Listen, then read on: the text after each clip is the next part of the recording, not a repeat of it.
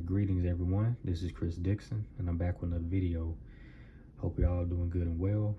On this particular video, I'm going to be talking about the magic of King Solomon, also known as the Greater Keys of Solomon and the Lesser Keys of Solomon. Alright, the Greater Keys of Solomon is associated with the 72 angels of the Shemha Mepharash, or the celestial angels, and the 72 goetic spirits, also known as the Lesser Keys of Solomon, are associated with the demons, so to speak, who were originally once angels, okay? But of course, from the perspective of religion, these particular angels were cast down, they rebelled. Overall, they left the celestial realm, okay, and became infernal, so to speak. But they are still angels nonetheless, okay? They're just now infernal spirits, so to speak. But this particular system, these spirits, they correspond to each other, okay? They do not have beef with each other. There is no war between these spirits, okay? They have their disagreements, but for the most part, they work together, okay? That's why they are connected together as one system, okay? And they work together to assist humanity, so to speak. So as you can see here, I have a basic ritual template. I have my candle right here, my little candle. I have my incense, and I have the sigils that's connected to each spirit, okay? The top one is connected to the angel, okay? And the bottom one is connected to the daemon, okay? Or the demon, so to speak. And right here next to me, I have a written request that I'm going to read out here shortly. But I got some books here with me on this particular system of magic. The first one is The Magic of Angels and Demons, Practical Rituals for the Union of Power by Henry Archer. There are tons of rituals in this book that's connected with these particular spirits. Excellent book to get on this particular form of magic. Then I have Demonolatry Goetia, which is strictly on the Goetia, has their sigils, their original purpose, you know, what color is associated with them, their incense, so forth and so forth, okay? Another good book to get. And I have the 72 Angels of Magic, Instant Access to the Angels of Power by Damon Brand, okay? As you can see, it's pretty much the same thing. You know, the angelic seals, along with their pronounced names, invocations, you know, the particular psalm that's connected to them, and what they can assist you with, so to speak. Okay, same thing. So these are excellent books to get on Solomonic Magick, so to speak. But for this particular ritual template, I came from this particular book, The Magic of Angels and Demons, okay, by Henry Archer. In this particular book, he has about 400 various rituals in his book, a whole lot of rituals. And what I like about it is he has the names of all of the angels and the demons connected together. Pretty much which spirits, do well or will be most efficient in working together and carrying out a specific ritual. Okay, so as you can see, the angels are on the left side, the demons are on the right. Okay, here they all go. Okay, here they go right there. All right. And on the back of this book, this underground magic can satisfy your desires and meet your needs while protecting you, bringing you fortune, influence, passion, justice, and money. Combine the magic of angels and demons and you get an unheard of way to control your life.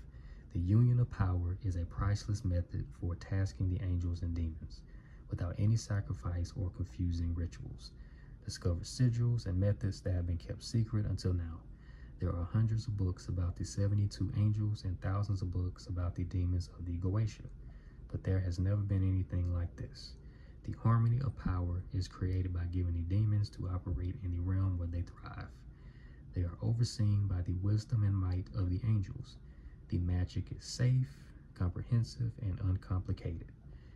You get to use over 400 spectacular powers, and all can be adapted to create thousands of magical outcomes. The huge range of powers gives you great freedom and means this book could be the focus of your magic for a long time, with solutions for almost any problem.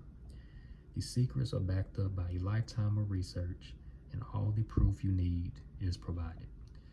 The joy is discovering that this staggering magic can bring you a remarkable life. Henry Archer has written an extraordinary masterwork of thrilling ideas that finally unlock the magic of angels and demons. Okay, excellent book to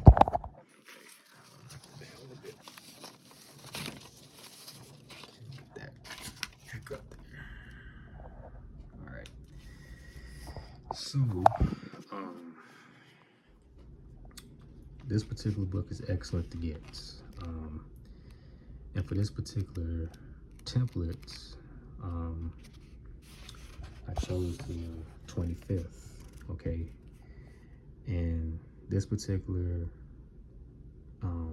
these particular rituals are carried out by the angel Netahia and the daemon Glacia Labalos, all right?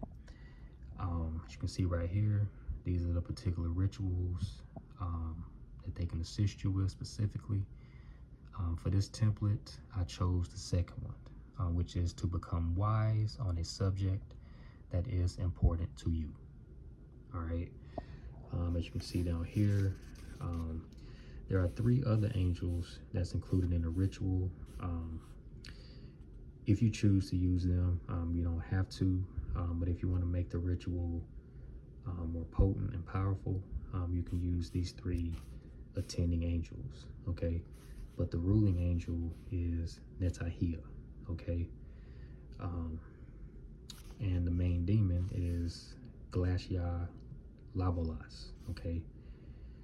So over here are their sigils, okay? Netahia is the first, Glacia Labalas is the second, okay? So as you see right here, I drew them out separately on paper, all right? But this book has so many various rituals that you can do. See, for almost any situation that you have, that you're dealing with, I enjoy this book, okay? And like I said, he made it a little bit more easier by connecting the angels and the demons that would work best together for specific rituals. He already has them connected. So you don't really have to go through, any other books trying to find which spirits um, to put together with the other, so to speak. Um, yeah, man. Check out those particular reads, especially this one. But a little background on these particular angels and demons. They are not at war with each other. They don't have any beef with each other. You know, mainstream religion teaches, you know, the angels and demons, you know, they're at war, you know, with each other. And that's not necessarily true, okay? They have differences, so to speak, but there is no deep conflict with these particular spirits, all right? In the case of the Goetia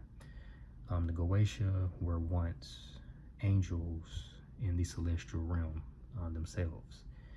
And of course, they left the celestial realm and became infernal, okay?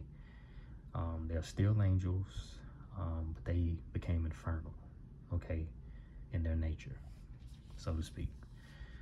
Not a bad thing. It's just that they just lost their celestial makeup, so to speak. But they did not lose their divine abilities and attributes. Those are still with them, so to speak. But they were once angels in the celestial realm, and then of course, you know, like religion teaches, I personally don't like to use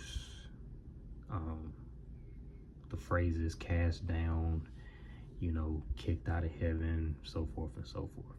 I like to say that they simply left the celestial realm, all right, and now reside in the infernal realm, which is pretty much closer to the earthly plane, all right.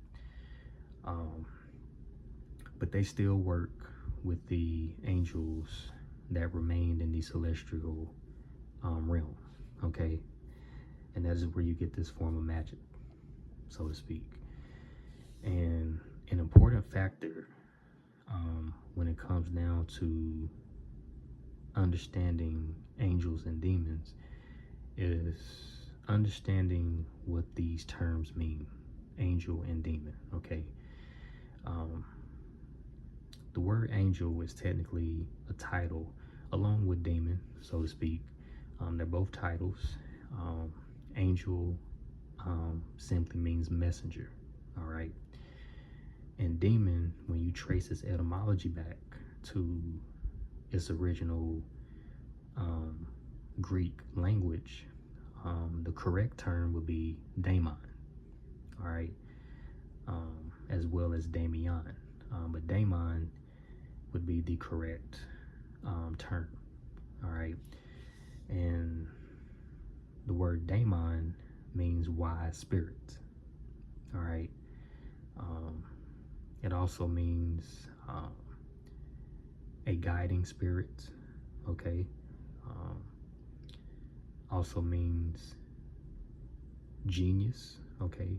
Referring to one's inner genius, so to speak.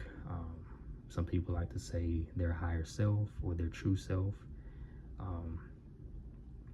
and that is known as a agatho daemon, okay,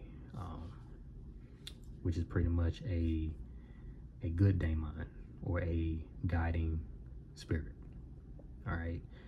So the word demon actually has a divine origin, okay?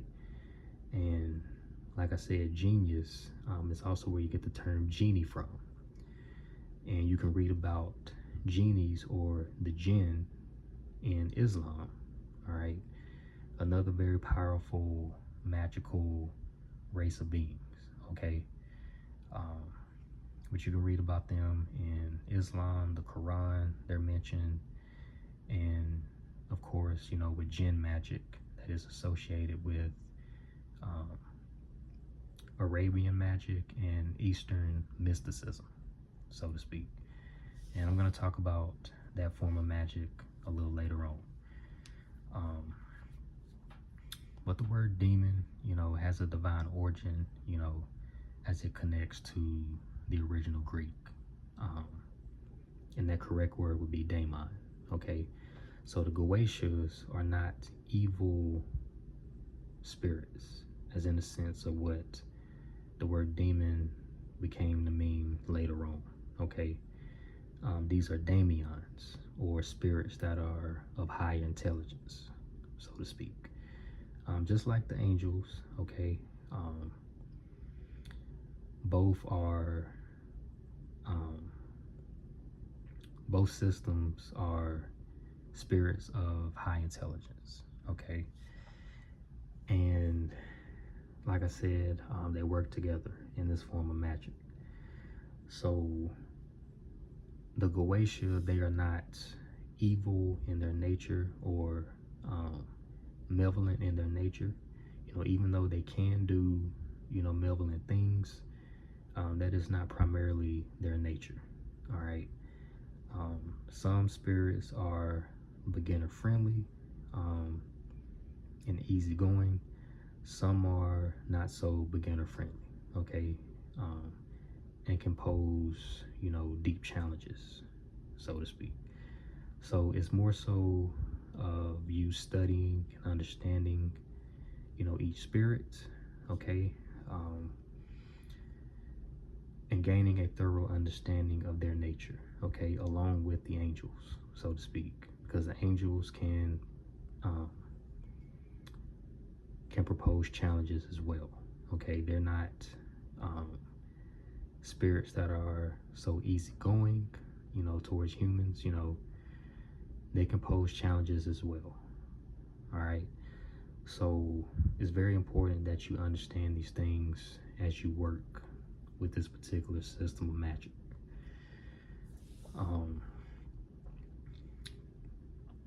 But as you can see right here, I have my little candle.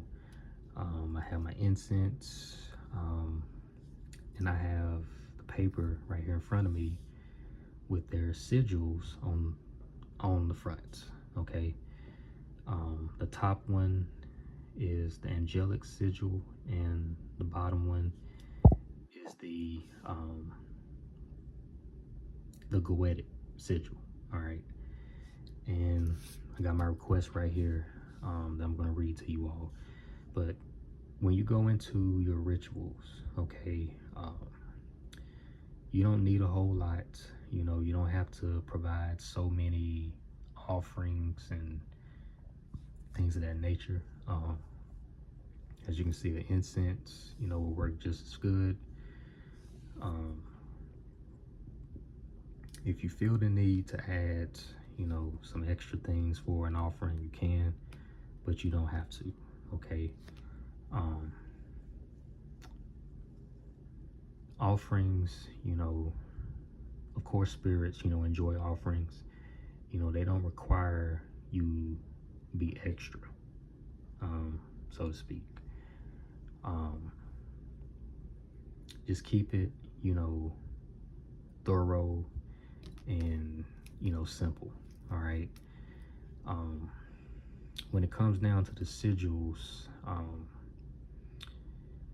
sigils can be charged with bodily fluids such as sexual fluids, saliva, and for the Goetic spirits, a little dab of blood.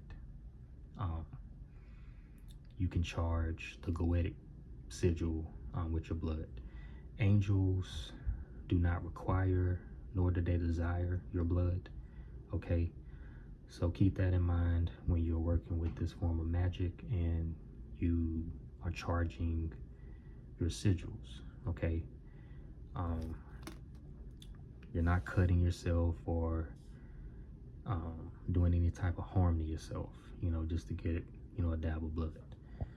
All you need is a little lancet, and just prick your finger, and pretty much, you dab the Goetic sigil with your blood, and that will charge it. And that will be also an offering as well. Okay, bodily fluids and blood are also offerings. All right, but if this is not your thing, you don't feel comfortable giving any bodily fluids, you don't have to.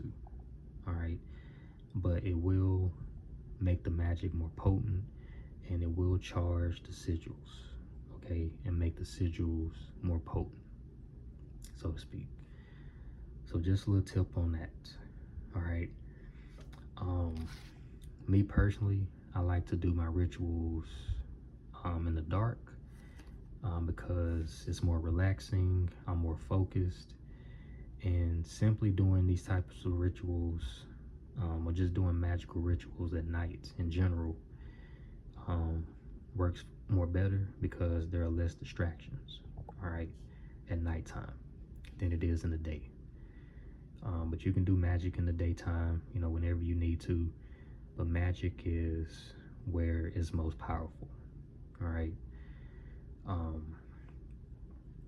So I'm not gonna turn my lamp off. You know, I need to see so that I can continue to teach.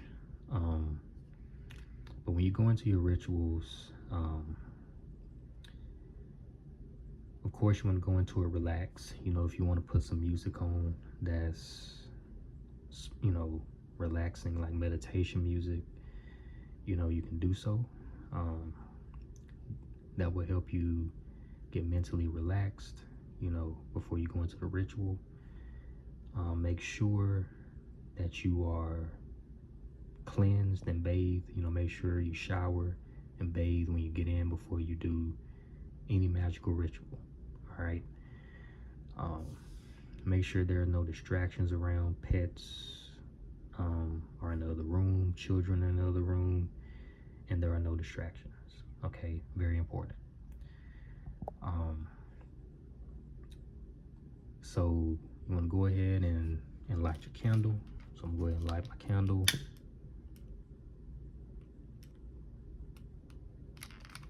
All right. Go ahead and light my incense.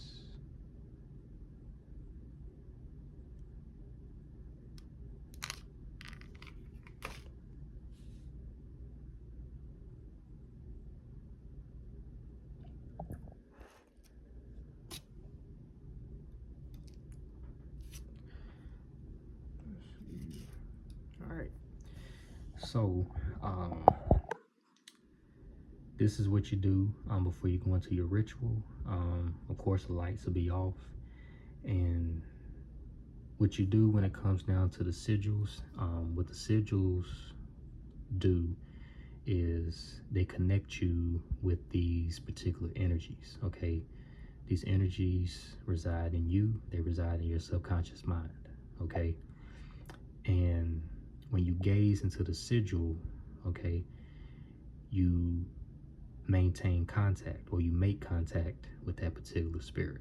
All right, that's the purpose of why these spirits have sigils connected to them, is so that you can make contact with the spirit.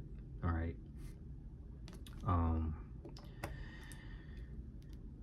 So when you gaze into the sigil, okay, so at first you stare into the angelic sigil, okay, and you go into a deep meditative state, okay. Gaze at the sigil, get the sigil fully stamped in your mind, okay. Gaze at every part of the sigil, okay.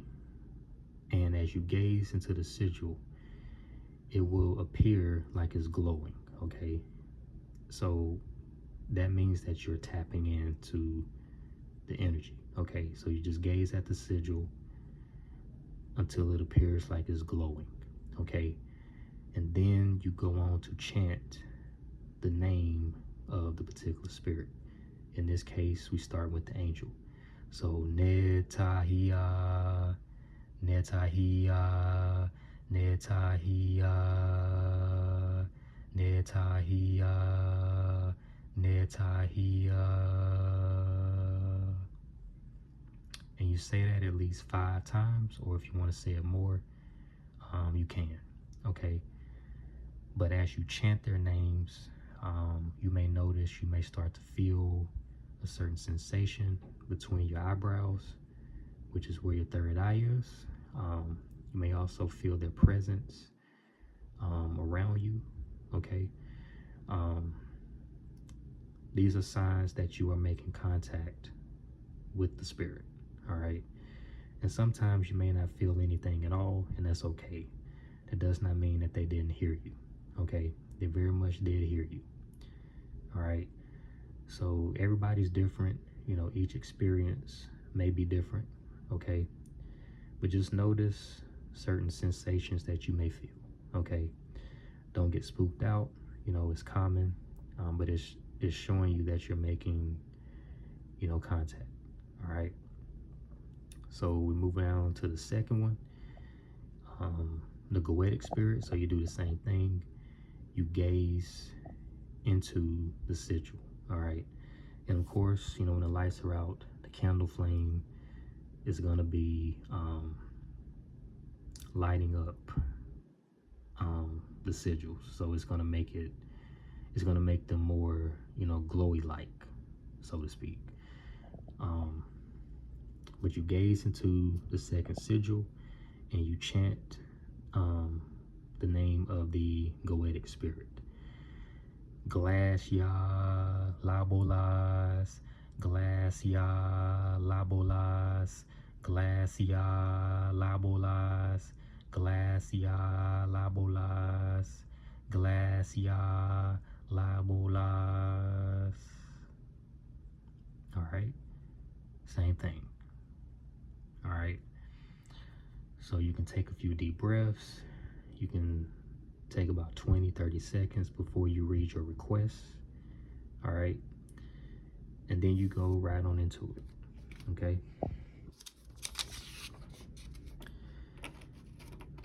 so very simple and directly to the point. I invoke and call upon the angel Netahia along with the daemon Glacia Labolas. May your presence be known at the moment. I ask of you both to assist me with obtaining greater knowledge, wisdom, and understanding of the science of magic. Help me to continue to grow and evolve into a dynamic, magical adept so that I can assist others that are on this path.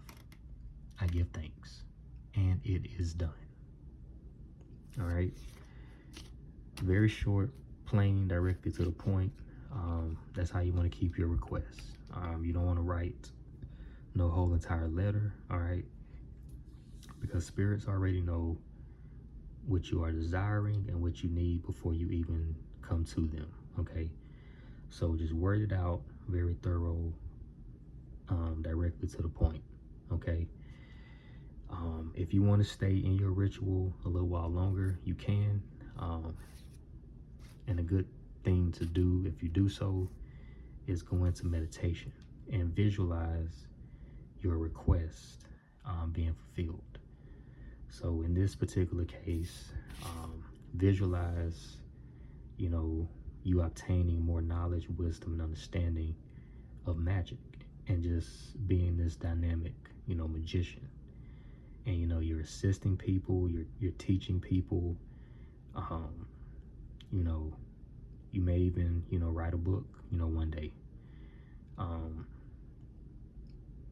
help out, you know, the collective and other practitioners. But using your visualization, you know, is key in this, because that's what will keep you connected to your desire and your request. All right.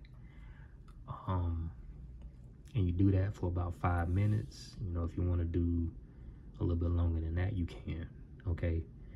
But using meditation to close out the ritual is essential. Okay. And when you finish, you know, your meditation, you want to blow out the candle. Okay. Continue to let your incense burn, and that concludes the ritual. All right. If you want to, you can keep the sigils on you as you go forth throughout your day. You can keep it in your medicine bag or mojo bag, whatever term you want to use, your purse, your wallet, you know, but carrying it on you until you start to see the results you're looking for. You can do that as well, or you can simply dispose of the sigils along with the requests by simply flushing them down the toilet, or you can burn them. Okay. Of course, be careful, you know, when you're doing that.